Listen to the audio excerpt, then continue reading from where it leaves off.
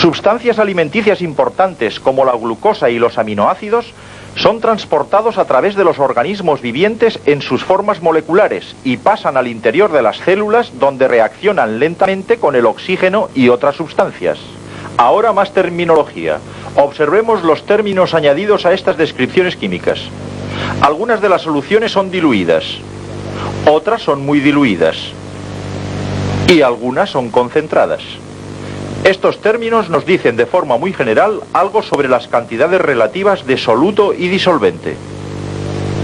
Por ejemplo, el ácido sulfúrico concentrado es 96% H2SO4 en peso y 4% de agua. El ácido clorhídrico concentrado es solo un 36% de cloruro de hidrógeno y un 64% de agua.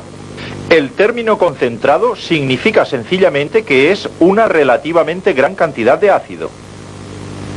Todo lo que significa diluido generalmente es que hay menos soluto que en una solución concentrada. Una solución muy diluida es casi un disolvente puro con solo una pequeña cantidad de soluto. Una forma de hablar con mayor precisión sobre la concentración de una solución es utilizando el concepto de molaridad. Por definición, un mol de cualquier sustancia contiene el mismo número de unidades de aquella sustancia, 6,02 por 10 elevado a 23. En un mol de carbono, el número de átomos es de 6,02 por 10 elevado a 23. En un mol de gas de dióxido de carbono, el número de moléculas es de 6,02 por 10 elevado a 23. Un mol de cloruro de sodio contiene 6,02 por 10 elevado a 23 iones de sodio y el mismo número de iones de cloro. La concentración molar puede ser usada como base para comparar soluciones. Los moles de soluto por litro de solución indican la molaridad de una solución. Cuanto mayor sea la molaridad, más concentrada es una solución, ya que contiene más partículas de soluto por unidad de volumen. Cuantas más partículas de soluto haya en una reacción, más reacciones individuales pueden ocurrir en el mismo volumen.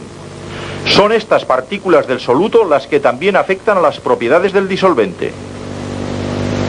El agua, por ejemplo, se hiela a 0 grados centígrados. Cuando las moléculas de agua pierden energía, se organizan dentro de una estructura cristalina ordenada, el hielo. Pero las partículas que forman una solución interfieren en este proceso de cristalización. El efecto es que la solución se congela a una temperatura inferior que la de congelación del disolvente. Un soluto sólido como la sal tiene el efecto opuesto sobre el punto de ebullición de un disolvente. Esto es agua pura y esta es una solución salina. Ambas están a la misma temperatura. Aún así, el agua está hirviendo, pero la solución no. El punto de ebullición de la solución es más alto. La solución tendrá que absorber más energía antes de que pueda hervir. Por consiguiente, la adición de un soluto a un disolvente cambia sus propiedades. ¿Puede ser añadido indefinidamente un soluto? Hasta aquí toda la sal que hemos añadido al agua del vaso se ha disuelto. Pero mientras la sal entra en solución, algunos iones de sodio y de cloruro continúan saliendo de la solución. Están recristalizándose. Puesto que la velocidad de entrada de iones en la solución es mayor que la velocidad de recristalización de los iones, la concentración de la solución salina continúa aumentando. Pero gradualmente, a medida que la concentración aumenta, la velocidad con que las partículas de soluto entran en solución llegan a ser igual a la velocidad en que éstas están saliendo de aquella. Se ha alcanzado un estado de equilibrio y se dice que la solución ha sido saturada. La saturación es la condición actual de nuestra solución salina. No retendrá más sal disuelta en esta cantidad de disolvente siempre que la temperatura de la solución permanezca inalterable. Pero si elevamos la temperatura del cloruro de sodio en el agua, se disuelve más soluto. Esto no es aplicable a todas las soluciones. En algunos casos ocurre en realidad todo lo contrario. Pero ahora nuestra solución salina está de nuevo no saturada y penetran más partículas en la solución que las que salen de ella. Podemos disolver más sal en nuestra solución hasta que se alcance otra vez el equilibrio y la solución quede saturada. Añadir más disolvente podría tener el mismo efecto. Cuanta más agua, más sal podemos disolver en ella, hasta alcanzar la saturación. Pero bajo ciertas condiciones es posible llegar más allá de la saturación. Esta es la situación de esta solución de tiosulfato de sodio. Está sobresaturada. Hay más partículas de soluto en ella de las que una solución saturada puede contener con estabilidad. Pero las partículas son incapaces de adoptar la ordenación cristalina de su sólido. Necesitan algunas partículas, incluso una mota de polvo, para empezar a cristalizar, pero no hay ninguna. Ahora observemos. Un diminuto cristal del soluto proporciona una especie de cebador para empezar la cristalización. El exceso de soluto puede cristalizar y la solución puede volver a un equilibrio saturado. Esta no es la forma en que normalmente un soluto precipita en las soluciones. Si reducimos la cantidad de agua de nuestra solución salina permitiendo que ésta se evapore, la solución puede retener cada vez menos soluto hasta que finalmente llega a saturarse. Y mientras el agua continúa evaporándose, los cristales de sal precipitan. Frecuentemente, la naturaleza opera de la misma manera.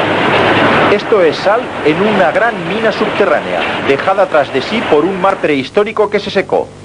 El azúcar puro se produce comercialmente por un proceso de evaporación que separa el azúcar cristalizado del agua en un almíbar. Desgraciadamente, en la naturaleza no todas las sustancias son fácilmente solubles en agua. El petróleo, por ejemplo.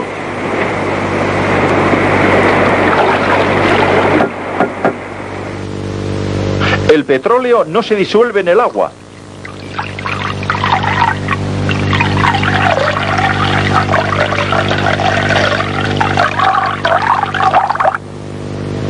Y tampoco se disuelve el tetracloruro de carbono.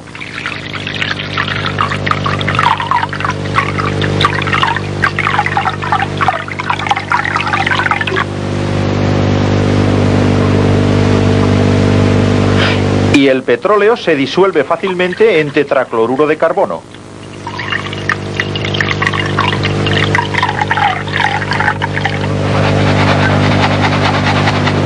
Por otra parte, la sal, que sabemos que se disuelve fácilmente en el agua, no se disuelve de forma significativa ni en el petróleo ni en el tetracloruro de carbono. He aquí por qué. Recordemos que el agua es una molécula polar con un lado positivo y otro lado negativo. La sal es un electrolito, un sólido formado por iones positivos y negativos.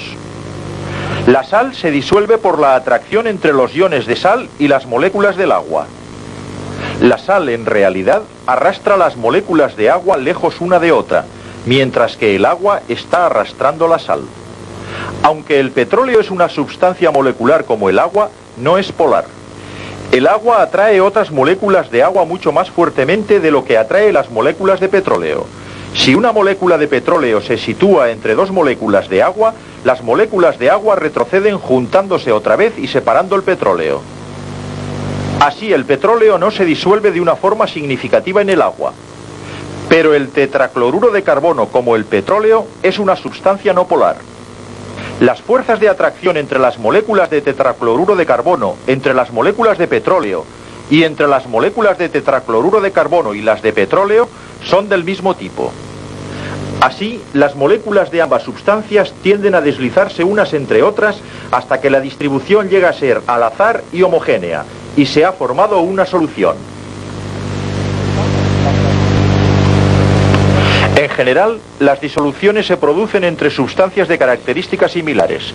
Así, los solutos no polares se disuelven en disolventes no polares, y los solutos iónicos y polares se disuelven en disolventes polares. Y generalmente, esta combinación es la más importante para nosotros, particularmente cuando implica solutos iónicos, porque los iones pueden transportar cargas iónicas a través de una solución.